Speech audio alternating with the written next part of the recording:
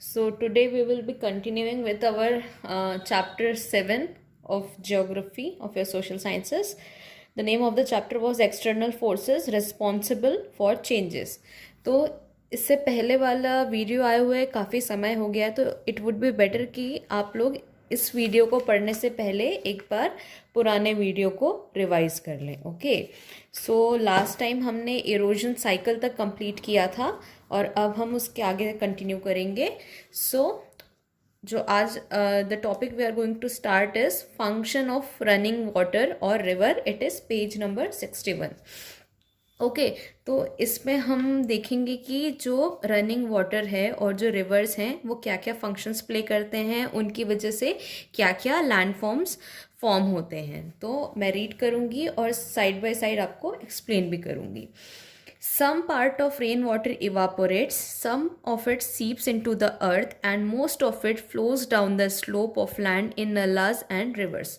तो आपने देखा होगा कि जब भी पानी गिरता है तो अब वो जो पानी गिरा है अब वो कहाँ कहाँ जाता है, तो उसमें से कुछ अमाउंट जो है वो इवापोरेट हो जाता है, कुछ अमाउंट जो है वो अर्थ एब्जॉर्ब कर लेती है, और कुछ जो है जो एक्सेस वाटर है फिर वो स्लोप के साथ जहाँ पर भी ढलान है उसके तरफ वो फ्लो करता हुआ, हमारे यहाँ ड्रेनेज होता है, नालियाँ होती है, तो उससे फ्लो करते हुए वो वापस रिवर में या जो भी एक मेजर वाटर का सोर्स है वहाँ पर जाकर के मिल जाता है.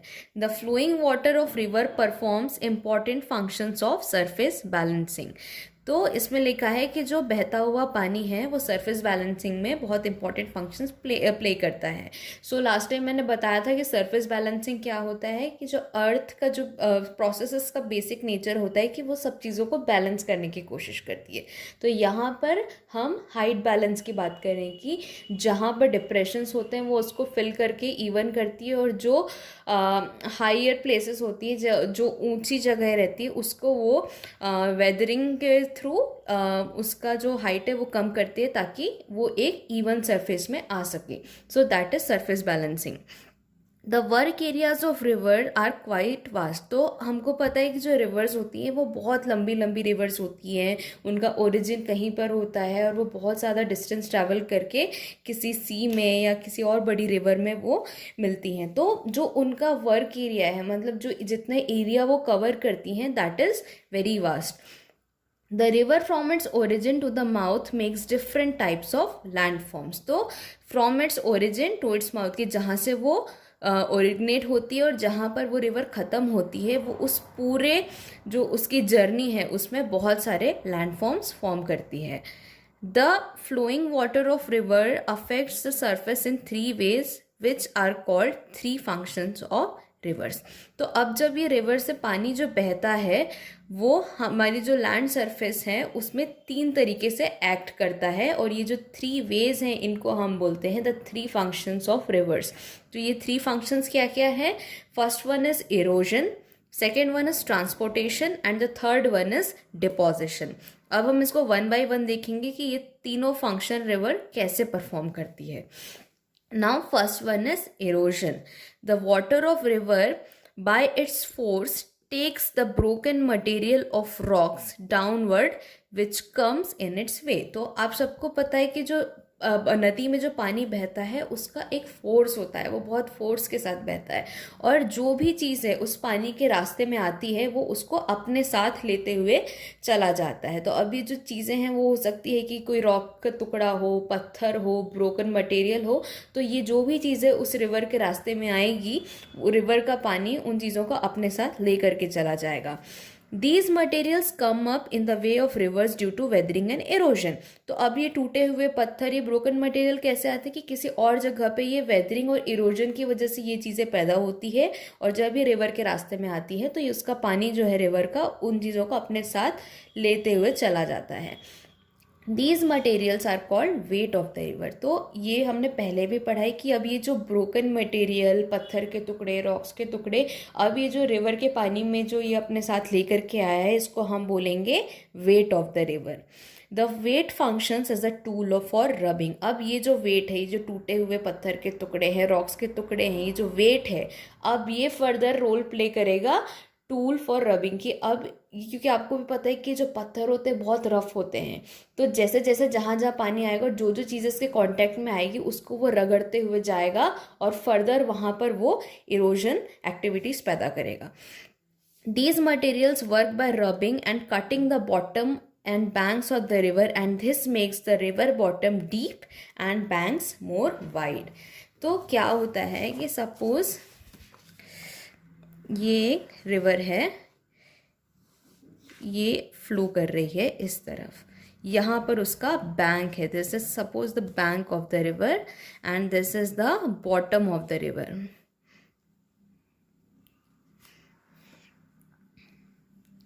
अब इस रिवर में बहुत सारे पार्टिकल्स हैं जो ये अपने साथ कैरी करके लाई है, और these particles are some are very sharp also. तो अब जब ये रिवर फ्लो करेगी तो ये जो पार्टिकल है इस बैंक से रगड़ते हुए निकलेंगे, इसके बॉटम को भी मतलब ये खोदते हुए निकलेंगे. तो कुछ समय बाद क्या होगा कि इनके रबिंग एक्टिविटीज़ की वजह से ये जो बॉटम है ये और डीप होता चला जाएगा, और इसका जो बैंक है ये भी और दूर की तरफ शिफ्ट हो जाएगा, क्योंकि यहाँ से ये चीज़ें इन्होंने रगड़ते हुए ये अपने साथ लेकर के चले गए हैं. तो ये जो पार्टिकल्स क्या काम करते हैं, ये नदी को और गहरा बनाते हैं और नदी को और चौड़ी बनाते हैं. This process is called erosion. तो ये जो पूरा कंप्लीट प्रोसेस है, the process of making the river more deep and more wide by the action of the weight within the river is called erosion. The work of erosion depends on the quantity of river water, its currents, the slope of the river and the shape of the rocks. अब ये erosion किसके ऊपर depend करता है कि कितना erosion होगा, ये किन किन चीज़ों पे डिपेंड करता है. तो ये डिपेंड करता है कि रिवर में कितना पानी है, रिवर का पानी कितना तेज़ बह रहा है, उसका करंट्स कितने तेज़ बह रहे हैं, स्लोप ऑफ द रिवर की ढलान कितनी है, because slope determines the speed of the water, कि जितनी ज़्यादा ढलान होगी पानी उतनी तेज़ी से बहेगा. तो इरोजन इसकी ढलान के ऊपर भी डिपेंड करता है, and also the shape of the rocks, कि अगर ये जो रॉक्स के टुकड़े हैं ये बहुत नुकीले होंगे तो ये ज़्यादा इरोजन कर पाएंगे इन कंपैरिजन तो, कि अगर ये ज़्यादा इसके जो साइड से स्मूथ होंगे तो ये कम इरोड करेंगे, और अगर ये ज़्यादा नुकीले हैं तो ज़्यादा इरोजन होगा. Now the river erosion happens in 4 ways. अब ये इरोजन के भी 4 टाइप्स हैं, 4 types of river erosion that happens. So first one is abrasion. The pieces of rocks move with the flow, scratching and shifting the bottom of the river. This process is called abrasion. Now, abrasion का मतलब होता है घर्षण. मतलब the pieces of rocks, अब जैसे कि अब मैंने जैसे आपको बताया कि जब पत्थर जो है रिवर में जब वो पानी के साथ बहते हैं तो ये उसके बॉटम से रगड़ खाते हुए निकलते हैं, वहाँ पे फ्रिक्शन पैदा करते हैं और उसके बॉटम को और वो डीप बनाते हैं. सो ये जो रगड़ हो रही है, ये जो घर्षण हो रहा है, this process is called abrasion. Okay, now second one is solution. Chemical reactions of ions being carried and their solution in water results in the form of erosion. अब ये जो पत्थर के टुकड़े होते हैं वो मिनरल से बने हुए रहते हैं और पानी भी एक तरीके का, पानी में भी हाइड्रोजन और ऑक्सीजन के मॉलिक्यूल्स होते हैं. तो बहुत सारे केमिकल रिएक्शंस उसमें होते हैं कि जब ये पत्थर आपस में रगड़ते हैं, जब ये चूरा होते हैं, तो ये पूरे पानी के सॉल्यूशन में बहुत सारे केमिकल रिएक्शंस होते रहते हैं और इन केमिकल रिएक्शंस की वजह से भी इरोजन होता है. So this is the second type of river erosion, that is solution. Third one is hydraulic action. So hydraulic मतलब जो पानी जो किसी चीज़ पे फोर्स लगाता है, सो द फोर्स और pressure created by water is called as hydraulic. So the flowing water with its own power exerts particle projecting from the bed and banks results into hydraulic action. Weak bedrock and various forms of regoliths are easily carved out by the hydraulic action. Now अब ये जो river का जो पानी है उसमें भी जब रिवर बहती है तो उस पानी का एक फोर्स होता है और ये फोर्स ही अपने आप में इतना पावरफुल होता है कि जो जितने भी उसके किनारों पे जो चीज़ है वो उसको अपने साथ लेते हुए चला जाता है या फिर पानी के खुद के फोर्स से ही जो ये रिवर का जो बॉटम है, जो रिवर का जो बॉटम है वो और गहरा होता चला जाता है। तो ये जो इरोजन एक्टिविटीज जो पानी के फोर्स से होती है उसको हम बोलते हैं हाइड्रोलिक इरोजन और हाइड्रोलिक एक्शन। जो पानी के बॉटम में जो कई छोटे छोटे पत्थर होते हैं या जो उसके बैंक्स में जो पत्थर होते हैं वो उस पानी के फोर्स के साथ ही इधर से उधर कैरी होते हैं। तो इसको हम बोलेंगे इरोजन थ्रू हाइड्रोलिक एक्शन, की जो चीज़ें पानी के फोर्स से होती है उसको हम बोलेंगे hydraulic. Next is rolling and sliding. Rolling pebbles and stones rub among themselves, as a result they break into smaller pieces. Pointed pieces turn into round after friction and become small. Now जो river banks में पत्थर जो होते हैं, तो river banks कई बार sloppy होते हैं, बहुत ज़्यादा स्टीप होते हैं, तो ये पत्थर आपस में रोल करते हैं, आपस में टकराते हैं और छोटे छोटे पीसेस में बट जाते हैं। ठीक है, बड़े पत्थर है आपस में टकराते हैं और छोटे छोटे पीसेस में बट जाते हैं। तो इसको भी हम as a type of erosion consider करते हैं। जो पॉइंटेड पीसेस होते हैं वो आपस में टकरा करके स्मूथ होते हैं और फिर आगे वो क्योंकि छोटे हो गए हैं तो अब पानी के लिए ईजी कि उनको और वो ईजीली ट्रैवल उसको लेके जा सकता है। तो this is erosion due to rolling and sliding of pebbles और stones along the sides of the river.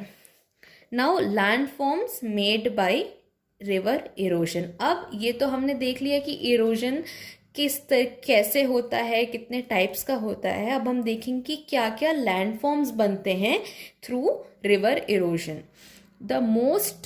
The most of erosion functions happens in the upper part of a river. तो सबसे ज़्यादा जो इरोजन एक्टिविटीज जो होती है river की जो ऊपरी हिस्से रहते हैं वहाँ पर सबसे ज़्यादा इरोजन होता है। The famous George canyon, we shaped valleys, waterfall and springs. तो ये जो इरोजन की वजह से क्या क्या फॉर्म होता है, तो इरोजन की वजह से फॉर्म होते हैं George, canyons, we shaped valleys, waterfalls and springs. ये सब चीज़ें जो है वो रिवर इरोजन की वजह से फॉर्म होती है। Among these gorge, V shaped valleys and waterfalls are very prominent. तो हम यहाँ पर तीन चीज़ें देखेंगे, gorge, V shaped valleys and waterfall, जो मोस्ट कॉमन फीचर्स है form by the river erosion. Now first one is the gorge. When the river passes through a bed of hard rocks in highlands, its main work is to deepen its valley. Okay, तो अब आप इसको ऐसे imagine करो कि ये पहाड़ है, ठीक है, and it is made up of very hard rock और उसके बीच में से एक रिवर फ्लो हो रही है। तो अब ये रिवर क्या काम करेगी, तो ये रिवर करेगी कि एक तो इसका ये जो बॉटम है इसको इरोजन के थ्रू वो और डीप बनाएगी और इसके जो ये साइड्स हैं इसको भी वो कट करके अपने बैंक्स को और चौड़ा करेगी। ये रिवर का काम होता है, ये माउंटेन्स को कट करके अपना रास्ता बनाती है। Now this results in a narrow and steep sided valley and the current of water splits rock, due to which deep valleys, gorges and canyons are formed. The famous gorge at Bheda Ghat in Jabalpur is worth watching. The Grand Canyon of Colorado in USA is world famous.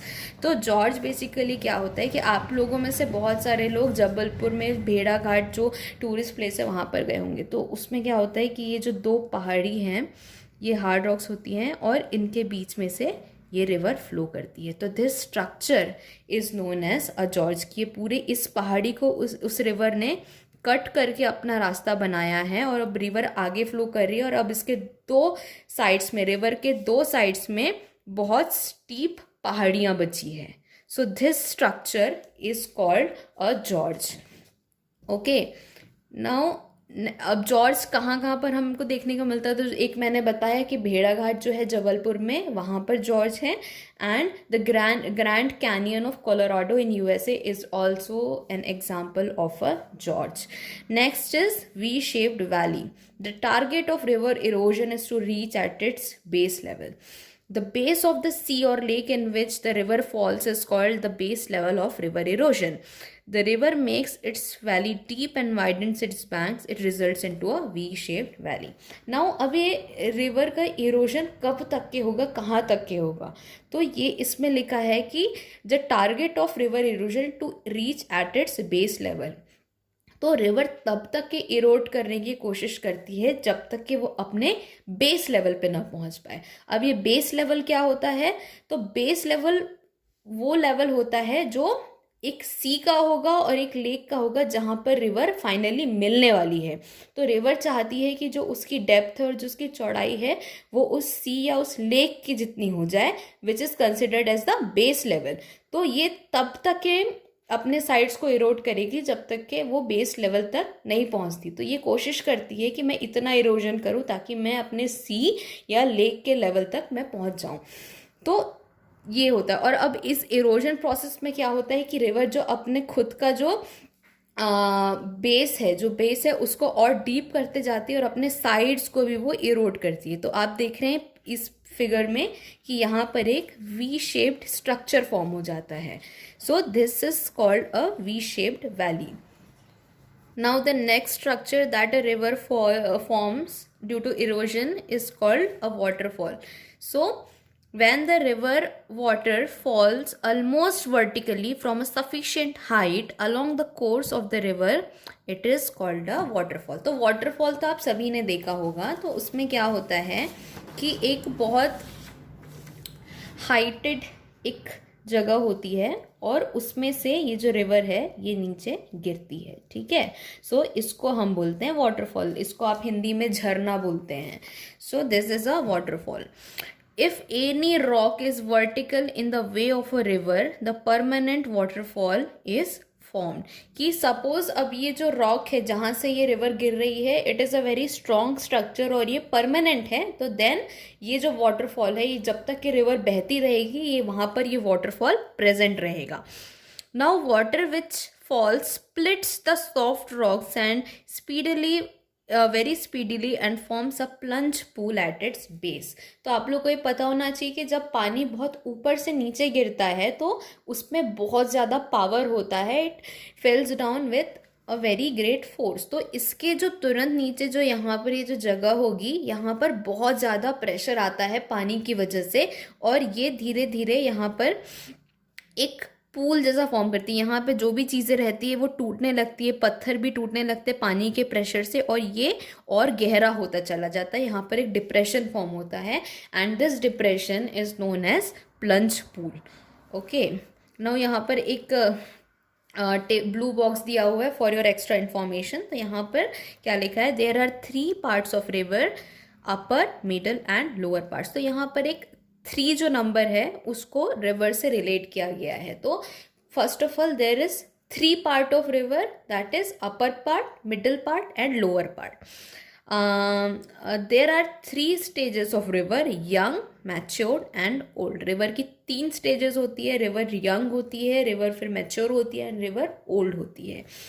3 work areas of river, erosion and erosion are transportation in upper part, transportation, erosion and deposition in the middle part and erosion and deposition in the lower part. तो हमने 3 parts देखे river के. अब ये 3 parts में अलग अलग activities होती है. सो अपर पार्ट में इरोजन और ट्रांसपोर्टेशन होता है. जो मिडल पार्ट है उसमें तीनों डिपोजिशन, इरोजन और ट्रांसपोर्टेशन होता है. और जो लोअर पार्ट होता है, सबसे नीचे का पार्ट होता है, वहाँ पर सिर्फ इरोजन एंड डिपोजिशन होता है. सो आज के लेक्चर में हम इतना ही कवर करेंगे.